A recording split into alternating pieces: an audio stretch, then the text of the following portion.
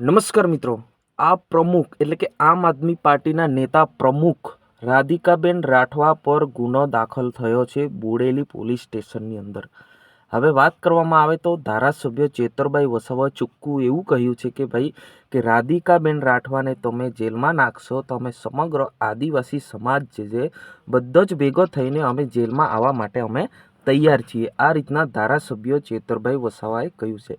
નમસ્કાર મિત્રો, વિડીયોમાં તમારું સ્વાગત છે. હું શૈલેષ બિલ, તમે જોઈ રહ્યા છો ઈકે ચેનલ. મિત્રો, આજે આપણે વાત કરીશું કે આમ આદમી પાર્ટીના નેતા રાધિકાબેન રાઠવા એટલે કે છોટાઉદેપુર જિલ્લાના આમ આદમી પાર્ટીના પ્રમુખ એટલે કે રાધિકાબેન રાઠવા પર ગુનો દાખલ કરવામાં આવ્યો છે.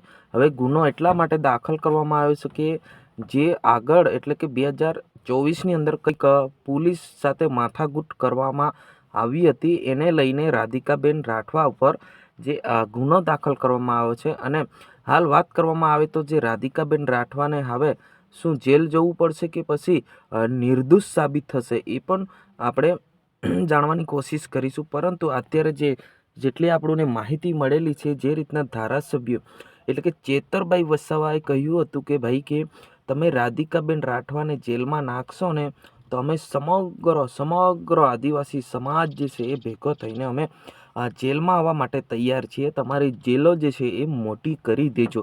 આ રીતના ધારાસભ્ય ચેતરભાઈ વસાવાએ ચોખ્ખું જ કહ્યું છે.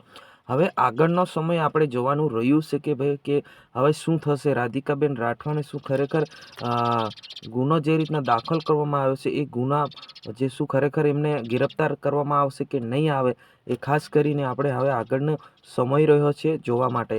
પરંતુ જે રીતના માહિતી આપણે જાણી રહ્યા છીએ કે રાધિકાબેન રાઠવા પર જે ગુનો દાખલ કરવામાં આવ્યો છે એને લઈને અત્યારે ચર્ચામાં સમગ્ર આમ આદમી પાર્ટીની જનતાઓ કરી રહ્યા છે. છોટાઉદેપુર જિલ્લા પ્રમુખ રાધિકાબેન રાઠવા પર હવે શું કાર્યવાહી થશે એ આપણે જાણવાનું રહ્યું છે. આજની વિડીયોની અંદર બસ આટલું. તાત્કાલિક આપણે નવા વિડીયોમાં મળશું. જય હિન્દ, વંદે માતરમ.